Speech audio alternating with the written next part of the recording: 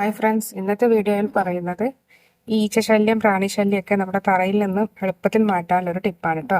അപ്പോൾ ഈ ഒരു ടിപ്പ് നിങ്ങൾ തീർച്ചയായും ഫോളോ ചെയ്യുകയാണെങ്കിൽ നമുക്ക് തറയിൽ നിന്നും അതുപോലെ തന്നെ കിച്ചൺ കൗണ്ടർ ടോപ്പ് ടേബിളിലൊക്കെ ഉണ്ടാകുന്ന ഈച്ചകളുടെ ശല്യമൊക്കെ നമുക്ക് മാറ്റിയെടുക്കാൻ പറ്റും കേട്ടോ.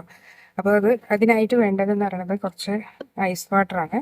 കുറച്ച് ഐസ് വാട്ടർ ഒഴിച്ചതിന് ശേഷം നമുക്ക് വേണ്ടതെന്ന് പറയുന്നത് കുറച്ച് പുൽത്തൈലാണ് കേട്ടോ.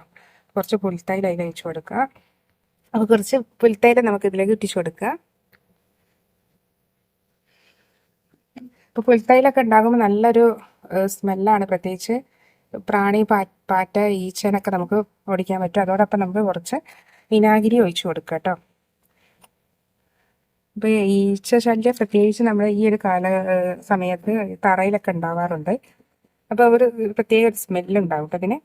അപ്പോൾ ഇത് വെച്ചിട്ട് നമുക്ക് ആവശ്യാനുസരണം കൂടുതലെടുക്കാം. ഇനി നമ്മൾ തറ തുടയ്ക്കാനാണെങ്കിൽ തറ തുടയ്ക്കുന്ന വെള്ളത്തിൽ കുറച്ച് അധികം പുൽത്തൈല ഇട്ട് കൊടുത്താൽ മതി. പുൽത്തൈല അതുപോലെ തന്നെ വിനാഗിരിയൊക്കെ കുറച്ച് അധികം ഇട്ട് കൊടുക്കുക. അതുപോലെ തന്നെ കുറച്ച് ഐസ് പീസ് ഉണ്ടെങ്കിൽ അതും ഇട്ട് കൊടുക്കുക. ഇനി നമ്മൾ കിച്ചൺ കൗണ്ടർ ടോപ്പ് അതുപോലെ ടേബിള്, നമ്മൾ ഫുഡ് കഴിക്കുന്ന ടേബിളൊക്കെ തുടയ്ക്കാനാണെങ്കിൽ, ഡൈനിങ് ടേബിളൊക്കെ തുടയ്ക്കാനാണെങ്കിൽ ഇതുപോലെ ഒരു സ്പ്രേ ബോട്ടിലൊക്കെ ആക്കിയതിന് ശേഷം നമ്മൾ ജസ്റ്റ് ഒന്ന് സ്പ്രെഡ് ചെയ്തിട്ട് നന്നായി ഒന്ന് തുടച്ചെടുക്കാൻ ഈച്ചയുടെ ശല്യം ഉണ്ടാവില്ല കേട്ടോ. അതേപോലെ തന്നെ നമുക്ക് വേണമെങ്കിൽ ഒരുപാട് ഈച്ചയുടെ ശല്യം ഉള്ളിടത്താണെങ്കിൽ നമുക്ക് വേണമെങ്കിൽ കുറച്ച് കല്ലുപ്പ് ഇട്ട് കൊടുക്കാം കേട്ടോ. അപ്പോൾ ഉപ്പുവെള്ളം കളിക്കുകയാണെങ്കിലും ഈച്ചയുടെ ശല്യം നമുക്കതൊന്ന് മാറി കിട്ടും. അപ്പോൾ അതൊന്ന് ട്രൈ ചെയ്യുക. അതോടൊപ്പം തന്നെ നമുക്ക് തറ നല്ലൊരു സ്മെല്ല് ഉണ്ടാവണമെങ്കിൽ, ഈച്ച പോകുന്നതോടൊപ്പം തന്നെ നല്ലൊരു സ്മെല്ലും കൂടി ഉണ്ടാവണമെന്നുണ്ടെങ്കിൽ നമുക്ക് കുറച്ച് കംഫർട്ട് ഒഴിച്ചു കൊടുക്കാം കേട്ടോ. അപ്പോൾ കംഫർട്ട് നമ്മൾ കുറച്ച് വെള്ളം പതിപ്പിച്ചിട്ട് അതിലേക്ക് ഒഴിച്ചു കൊടുത്ത് നമ്മൾ ഈ ഒരു മിക്സിങ്ങിൽ ചേർക്കുകയാണെങ്കിൽ നല്ലൊരു സ്മെല്ലുണ്ടാവും. ഒരുപാട് കംഫർട്ടൊന്നും വേണ്ട, കുറച്ച് മതി കേട്ടോ, കുറച്ച് മതി. ഇനി കംഫർട്ട് ഷാമ്പു ഒക്കെ നമുക്കിതിന് വേണ്ടി നമുക്ക് യൂസ് ചെയ്യാം. അപ്പം അങ്ങനെ ട്രൈ ചെയ്യുകയാണെങ്കിൽ നമ്മുടെ തറയൊക്കെ നല്ലൊരു സ്മെല്ല് ഉണ്ടാകും.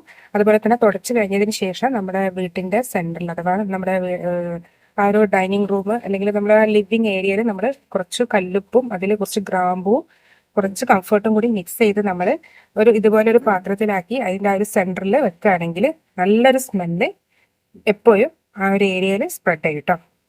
അപ്പോൾ ഇതുപോലെയുള്ള ടിപ്പുകൾക്കായി നമ്മുടെ ചാനൽ സബ്സ്ക്രൈബ് ചെയ്യുക. വീണ്ടും ടിപ്പുകളായി കാണാം. അതുവരേക്കും ബൈ.